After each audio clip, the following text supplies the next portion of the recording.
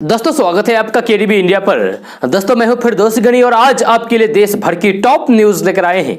दोस्तों video start करने से पहले आपसे एक रिक्वेस्ट है, अगर आप नए आए इस चैनल पर तो फिर चैनल को सब्सक्राइब करके बेल आइकन को भी प्रेस कर दीजिए और साथ में वीडियो को लाइक कीजिए, अपने दोस्तों के साथ शेयर भी कीजिए।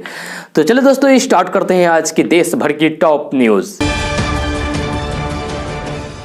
दोस्तों बाजार में धड़ल्ले से 50 रुपए और 200 रुपए के नकली नोट चल रहे हैं। जी ऐसे में भारतीय रिजर्व बैंक यानी कि आरबीआई ग्राहकों को जागरूक करने के लिए आगे आई है, जहां उन्होंने नकली नोटों की पहचान बताई है। आरबीआई के मुताबिक कुछ मीडिया रिपोर्ट में कहा गया है कि जालसाजों ने अब बड़े करेंसी नोट के बजाय छोटे नोटों के साथ खिलवाड़ करना शुरू कर दिया है। जी यानी कि वे छोटे करेंसी के नकली नोट बाजार में फैला रहे हैं। जी आरबीआई ने लोगों को नकली नोट के इस्तेमाल के लिए सतर्क किया है। जी साथ ही आपको यह भी बता दूं कि रिजर्व बैंक के जनरल मैनेजर बी महेश ने एक कार्यक्रम में कहा है कि मार्च अप्रैल के बाद सभी पुराने नोट चलने से बाहर हो जाएंगे, यानी कि चलन से बाहर हो जाएंगे। हालांकि इसको लेकर अब तक कोई भी ऑफिशियल बयान सामने नहीं आया है। जी 100 रुपए, 10 रुपए और 5 रुपए के पुराने नोट के बदले नए नोट बाजार में आ चुके हैं। जब फिलहाल 100 रुपए, 10 रुपए और 5 रुपए के नए और पुराने नोट दोनों मार्केट में चल रहे हैं। दोस्तों अब सीएनजी से ट्रैक्टर चलेगा। जी हां, डीजल और पेट्रोल के विकल्प के तौर पर अब देश में सीएनजी ट्रैक्टर आ गया है। जी केंद्र सड़क परिवहन मंत्री नितिन गडकरी ने इस सीएनजी ट्रैक्टर को लॉन्च किया है। यह ट्रैक्टर रोमेट टेक्नो सॉल्यूशन और टोमसेटो एकाइक इंडिया ने संयुक्त रूप से विकसित किया है। इनके द्वारा डीजल के ट्रैक्टर को सीएनजी में परिवर्तित किया गया है। पहला सीएनजी ट्रैक्टर जो लॉन्च किया गया है वह रेट्रो फिटेड यानी कि पुराने ट्रैक्टर में से एक सीएनजी फिट किया गया है। यह ट्रैक्टर खुद केंद्र मंत्री नितिन गडकरी का था, जो उन्होंने 2012 में लिया था। इस नए फिटिंग के बाद अब इन्हें इसका नया सर्टिफिकेट केंद्रीय पेट्रोलियम मंत्री धर्मेंद्र प्रधान ने दिया है। केंद्रीय मंत्री नितिन गडकरी का दावा है कि इससे किसान की आमदनी होगी, क्योंकि इसमें ईंधन सीएनजी है। इससे हर साल 1 लाख से ज्यादा किसानों के पैसे बचेंगे। इससे किसान की आमदनी भी दुगुनी होने की तरफ ये एक और कदम है।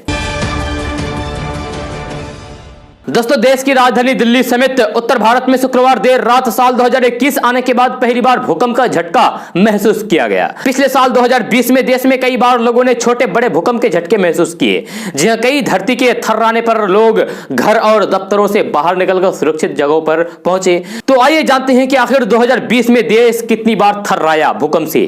जी हां, 2020 में 1 जनवरी से लेकर 31 दिसंबर तक भारत की धरती 965 बार हिली।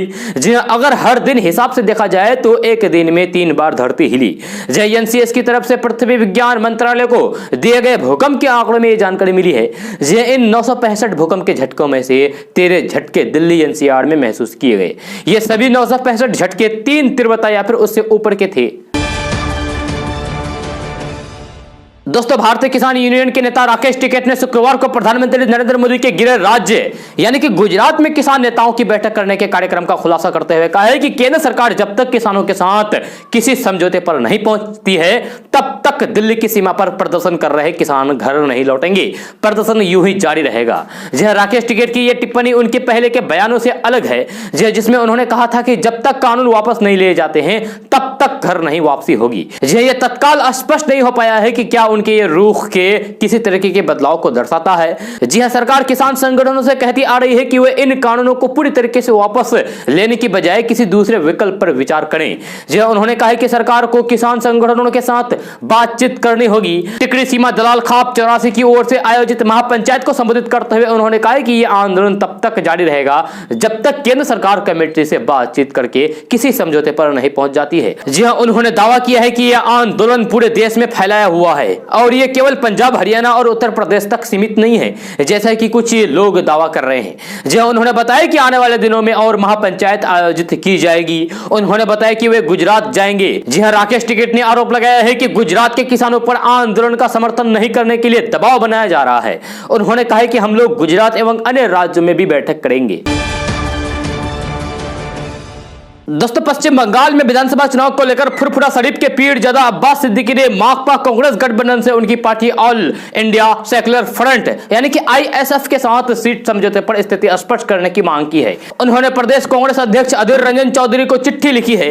इससे पहले अब्बास सिद्दीकी ने सीट बंटवारे को लेकर वाम मोर्चा के अध्यक्ष विमान बसु को एक पत्र लिखा था। जी हां, अब्बास गठबंधन के साथ हाथ मिलाने के लिए 40 सीटें चाहते थे, लेकिन वाम मोर्चा उन्हें 20 से अधिक सीटें देने को तैयार नहीं है। जी हां, गठबंधन ने अब्बास को हाथ मिलाने का ऑफर तो दिया था, लेकिन अभी तक कोई भी ठोस निर्णय नहीं किया गया है कि गठबंधन अब्बास की पार्टी को कितनी सीटें देगा। इस बार अब्बास सिद्दीकी ने सीधे प्रदेश कांग्रेस अध्यक्ष अधीर रंजन चौधरी को पत्र लिखकर स्थिति स्पष्ट करने को कहा है। इधर एआईएमआईएम प्रमुख असदुद्दीन ओवैसी पहले ही फुरफुरा शरीफ में अब्बास सिद्दीकी से मिल चुके हैं। तब से अल्पसंख्यक वोटों के बिखराव के आसार बने हुए हैं। जी हां, अधीर रंजन चौधरी ने ओवैसी को भाजपा की बी टीम कह रहे थे, जहां उन्होंने ही अब्बास से गठबंधन का प्रस्ताव दिया था।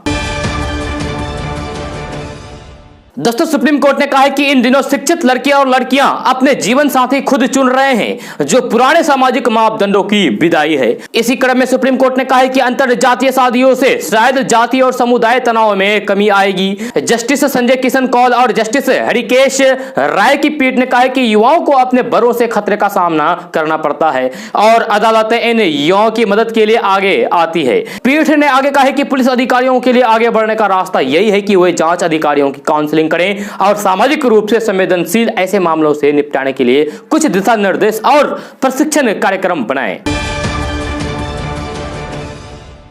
दोस्तों सुप्रीम कोर्ट ने शाहीन बाग मामले में पुनर्विचार याचिका खारिज कर दी है।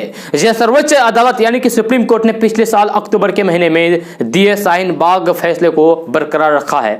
यह सुप्रीम कोर्ट ने कहा है कि धरना प्रदर्शन लोग अपनी मर्जी से और किसी भी जगह नहीं कर सकते हैं। यह धरना प्रदर्शन लोकतंत्र का हिस्सा है, लेकिन उसकी एक सीमा है। यह पिछले साल सुप्रीम कोर्ट ने फैसला दिया था कि धरना प्रदर्शन के लिए जगह निश्चित होनी चाहिए। अगर कोई व्यक्ति या फिर समूह इससे बाहर धरना प्रदर्शन करता है तो फिर नियम के मुताबिक उन्हें हटाने का अधिकार पुलिस के पास है। धरना प्रदर्शन से आम लोगों पर इसका असर नहीं होनी चाहिए। यह धरने के लिए सार्वजनिक स्थान पर कब्जा नहीं किया जा सकता है। इस फैसले पर सुप्रीम कोर्ट ने शाहीन बाग के सीएए प्रोटेस्ट को गैर कानूनी बताया था। इस फैसले को सुप्रीम कोर्ट में पूर्ण विचार करने के लिए चुनौती दी गई थी। जी अब सुप्रीम कोर्ट ने फिर से पूर्ण विचार याचिका खारिज कर दी है। 3 जज एस.के. कौल, अनिरुद्ध बोस और कृष्ण मुरारी की बेंच ने याचिका खारिज कर दी है। दोस्तों आधार और पैन कार्ड आज के समय में हमारी पहचान अहम दस्तावेज हो गए हैं। यह इसके बिना हम ना तो बैंक में अकाउंट खुलवा सकते हैं और ना ही कई जरूरी काम को कर सकते हैं। जी अब पैन कार्ड और आधार को लेकर नई सूचना आई है। पैन नंबर को आधार नंबर से लिंक कराने की डेडलाइन 31 मार्च 2021 है। जी अगर आपने अभी तक अपने पैन को आधार से लिंक नहीं कराया है तो फिर जल्द ही इसे लिंक करा लें। अगर आप ऐसा नहीं कराते तो फिर 31 मार्च के बाद जिन लोगों का पैन आधार से लिंक नहीं होगा उसके पैन कार्ड को 1 अप्रैल 2021 से डीएक्टिवेट कर दिया जाएगा, यानी कि कोई काम का नहीं रहेगा। जी एक बार अगर आपका पैन कार्ड बंद हो गया यानी कि डीएक्टिवेट हो गया तो फिर से दोबारा एक्टिवेट कराने के लिए आपको भारी जुर्माना भरना पड़ेगा। जी अब इनकम टैक्स रिटर्न यानी कि आईटीआर फाइल करने के लिए भी पैन कार्ड के साथ आधार नंबर देना जरूरी हो गया है। जी आपको एक बात और बता दूं कि पैन से आधार को लिंक कराने की अंतिम तारीख 30 जून 2020 थी, जिसे बढ़ाकर सरकार ने 31 मार्च 2021 तक कर दिया है। अब इस निर्धारित तारीख तक जो लोग लिंक नहीं कराएंगे उन्हें भविष्य में मुश्किलों का सामना करना पड़ेगा। जी आईटीआर के साथ जीएसटी आदि फाइल करने और फिर अन्य सरकारी योजनाओं का लाभ लेने में भी उन्हें परेशानी होगी। ऐसे में आधार और पैन कार्ड को लिंक करना अनिवार्य है। दोस्तों नए मोटर वाहन अधिनियम के लागू हो जाने के बाद बिना ड्राइविंग लाइसेंस के वाहन चलाने पर तगड़ा जुर्माना लगने लगा है। जी ऐसे में यदि आपका ड्राइविंग लाइसेंस एक्सपायर्ड हो गया है, कहीं गुम हो गया है या फिर आपने अभी तक कोई भी ड्राइविंग लाइसेंस नहीं बनवाया है तो फिर आपको जल्द ही ड्राइविंग लाइसेंस बनवा लेना चाहिए, क्योंकि कई राज्यों में जैसे उत्तर प्रदेश, मध्य प्रदेश, बिहार और झारखंड, राजस्थान, दिल्ली, एनसीआर में ड्राइविंग लाइसेंस बनाने के नियम में आसान कर दिया है। इसके बावजूद भी आप ड्राइविंग लाइसेंस नहीं बनवाते हैं तो फिर आपको भारी भरकम भरकम जुर्माना देना पड़ सकता है। तो आइए जानते हैं कि इन राज्यों में ड्राइविंग लाइसेंस के नियमों में कितना बदलाव किया गया है। इन राज्यों में आप ड्राइविंग लाइसेंस ऑफलाइन और ऑनलाइन दोनों ही तरीके से बनवा सकते हैं। जी हां, यदि आप ऑफलाइन तरीके से ड्राइविंग लाइसेंस बनवाना चाहते हैं तो फिर आपको इसके लिए आपके शहर के आरटीओ ऑफिस जाना होगा। जी हां, वहीं यदि आप ऑनलाइन तरीके से ड्राइविंग लाइसेंस बनवाना चाहते हैं तो फिर राज्य परिवहन विभाग या फिर केंद्रीय परिवहन मंत्रालय के वेबसाइट के जरिए ड्राइविंग लाइसेंस के लिए अप्लाई कर सकते हैं। आपको बता दें कि ड्राइविंग लाइसेंस बनवाने के लिए आपको ऑनलाइन टेस्ट देना होगा। जी हां, सभी राज्यों ने ड्राइविंग लाइसेंस के लिए ऑनलाइन टेस्ट अनिवार्य कर दिया है। इस टेस्ट में आपसे 10 प्रश्न पूछे जाएंगे, यानी कि 10 सवाल पूछे जाएंगे। जी हां, जिनके उत्तर यानी कि जिनके जवाब आपको 10 मिनट में देने होंगे। यदि आप 6 प्रश्न के उत्तर भी सही दे देते हैं तो फिर आपका ड्राइविंग लाइसेंस बना दिया जाएगा। ड्राइविंग लाइसेंस की नई प्रक्रिया के अनुसार ऑनलाइन टेस्ट के लिए स्लॉट बुक होते हैं। इसके लिए आपको ऑनलाइन शुल्क जमा करना होगा और आप अपने हिसाब से ऑनलाइन टेस्ट के लिए समय चुन सकते हैं। दोस्तों, आर्थिक मोर्चे पर 2 आंकड़ों से केंद्र की नरेंद्र मोदी सरकार को बड़ी राहत मिलने की उम्मीद है। जी हां, दरअसल महंगाई की दर में नरमी आई है तो वही औद्योगिक उत्पाद में वृद्धि हुई है। जी हां, ये इकोनॉमी के लिहाज से पॉजिटिव खबर है। जी हां, जनवरी में खुदरा महंगाई नरम होकर 4.6% पर आ गई है। जी हां, इसका मुख्य कारण सब्जियों की कीमतों में कमी आना है। जी हां, शुक्रवार को जारी सरकारी आंकड़ों में इसकी जानकारी मिली है। जी हां, उपभोक्ता मूल्य सूचकांक पर आधारित खुदरा मुद्रास्फीति इससे एक माह पहले दिसंबर 2020 में 4.59% थी। एनएसओ के द्वारा जारी आंकड़ों के अनुसार खाद्य वर्ग में कीमतों में सालाना आधार दर वृद्धि की दर जनवरी 2021 में 1.89% रही। जहां दिसंबर 2020 में खाद्य मुद्रास्फीति 3.41% थी। रिजर्व बैंक मौद्रिक नीति तय करते समय खुदरा मुद्रास्फीति की दर पर गौर करता है। जहां संसद ने रिजर्व बैंक को खुदरा मुद्रास्फीति को 4% रखने को नीतिगत जिम्मेवारी दी है। जहां इसमें कुछ समय के लिए 2% के दायरे में घट बढ़ हो सकती है। दोस्तों, सुप्रीम कोर्ट ने ट्विटर और केंद्र सरकार को फर्जी खबरों के मामले में नोटिस जारी करके कहा है कि घृणा फैलाने वाले फर्जी मैसेज और विज्ञापनों पर रोकथाम के लिए एक व्यवस्था बनाई जानी चाहिए। जब से इंटरनेट मीडिया पर निर्भरता बढ़ी है तभी से फर्जी न्यूज की भी भरमार आ गई है। ये लोग इंटरनेट मीडिया पर मौजूद फर्जी मैसेज और खबरों को असल मान लेते हैं। हमें फर्जी खबरों से बचना होगा क्योंकि कई बार इस आधार पर बनी अवधारणा देश और सामाजिक के लिए नुकसानदायक हो सकता है, यानी कि नुकसानदायक साबित होती है। दोस्तों, कहा जाता है कि जुनून मनुष्यों को सफलता की शीर्ष पर ले जाता है। यह कुछ ऐसा ही जुनून बिहार की बेटी प्रियंका सिंह में भी है, जो हजारों सुंदरियों को पछाड़कर मिसेज इंडिया क्वीन साउथ का खिताब अपने नाम करके राज्यवासियों का सर ऊंचा किया है। राजनीति विज्ञान में स्नातकोत्तर लॉ ग्रेजुएट और स्कूल प्रिंसिपल प्रियंका सिंह रोहतास के पूर्व जज पारसनाथ राय की बेटी है। यह तथा बीते 12 सालों से स्कूलों में विभिन्न नेतृत्व क्षमता में काम किया है। शिक्षा और महिला सशक्तिकरण में उनके योगदान के लिए कई पुरस्कार भी उन्हें मिले हैं। जी प्रियंका सिंह ने अपनी कड़ी मेहनत और सकारात्मक दृष्टिकोण के साथ महिला सशक्तिकरण की दिशा में योगदान देने के लिए सौंदर्य प्रतियोगिता में भी भाग लिया था। RIO प्रोडक्शन टीम द्वारा बेंगलोर में आयोजित मिसेज इंडिया क्वीन साउथ 2021-22 प्रतियोगिता का ताज जीतने के बाद प्रियंका सिंह ने कहा कि कड़ी मेहनत, बुद्धिमत्ता और अपने लक्ष्य के प्रति सकारात्मक दृष्टिकोण से कोई भी कुछ भी हासिल कर सकता है, बस जुनून होना चाहिए।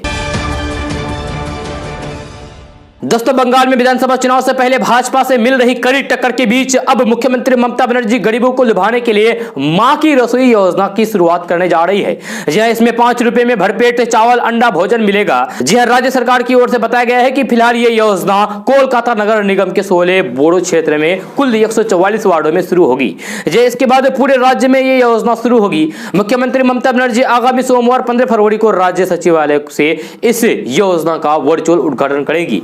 बीते 5 फरवरी को विधानसभा में अंतरिम बजट पेश करते हुए ममता बनर्जी ने इसकी घोषणा की थी। कोलकाता नगर निगम के प्रशासक और राज्य के शहरी विकास मंत्री फरहाद हकीम ने शुक्रवार को बताया कि इस योजना के तहत 5 रुपए में गरीबों को 200 ग्राम चावल, दाल, सब्जी के अलावा अंडा भी मिलेगा। यह मंगलवार से प्रतिदिन दोपहर 1 से 2 बजे के बीच भोजन आवंटित होगा, जिसका हर गरीब लाभ उठा सकता है। इधर विपक्षी दलों का कहना है कि यह राज्य सरकार का चुनावी स्टंट है।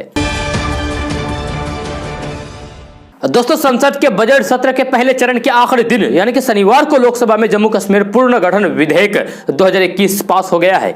जी हां, राज्यसभा में यह बिल पहले ही पास हो चुका था। जी हां, इससे पहले अमित शाह ने जम्मू कश्मीर में केंद्र सरकार का काम गिनाए और फिर विपक्ष पर निशाना साधा। जी हां, उन्होंने जम्मू कश्मीर में केंद्र सरकार के काम गिनाते हुए कहा कि आपकी 4 पीढ़ी ने जितना काम किया है उतना काम हमने 1.5 साल के अंदर ही किया है। 17 महीने में स्वास्थ्य क्षेत्र में काम हुए हैं। पन बिजली परियोजना में 3490 मेगावाट का काम हुआ है। 100% लोगों को घर में बिजली पहुंचाने का लक्ष्य प्राप्त हो गया है। 3,57,405 लोगों को 70 साल से बिजली नहीं मिली थी, जहां उनको 17 महीने में बिजली देने का काम किया गया। अमित शाह ने कहा कि जम्मू कश्मीर में वर्षों तक शासन करने वाले 3 परिवार बताएं कि उन्होंने वहां के लोगों के स्वास्थ्य के लिए क्या किया। अमित शाह ने कहा कि मैं सदन को गर्व के साथ बताना चाहता हूं कि 17 महीने में हमने जम्मू कश्मीर में पीएमडीपी के तहत स्वास्थ्य मंत्रालय से 881 करोड़ रुपए की धनराशि भेजी है। 75 परियोजनाएं पूरी हो गई है। जी हां, 2022 तक 39 अन्य परियोजनाएं पूरी हो जाएगी। गृह मंत्री अमित शाह ने यह भी कहा है कि जम्मू कश्मीर के उद्योग में सबसे बड़ी बाधा थी कि वहां की कोई भी उद्योग लगाना चाहे तो फिर उन्हें जमीन नहीं मिलती थी। 370 हटने के बाद जमीन के कानून में हमने परिवर्तन किया और अब ऐसी स्थिति पैदा हो गई है कि कश्मीर के अंदर उद्योग लग पाएंगे। दोस्तों, आज का न्यूज़ बस यहाँ तक। कैसा लगा जरूर अपना सुझाव दीजिएगा नीचे कमेंट बॉक्स में कमेंट करके। अगर आप नए आए इस चैनल पर तो फिर चैनल को सब्सक्राइब करके बेल आइकन को भी प्रेस कर दीजिए और साथ में वीडियो को लाइक कीजिए, अपने दोस्तों के साथ शेयर भी कीजिए। तो चलिए दोस्तों, फिर मिलते हैं अगले वीडियो में। जय हिंद, जय बिहार।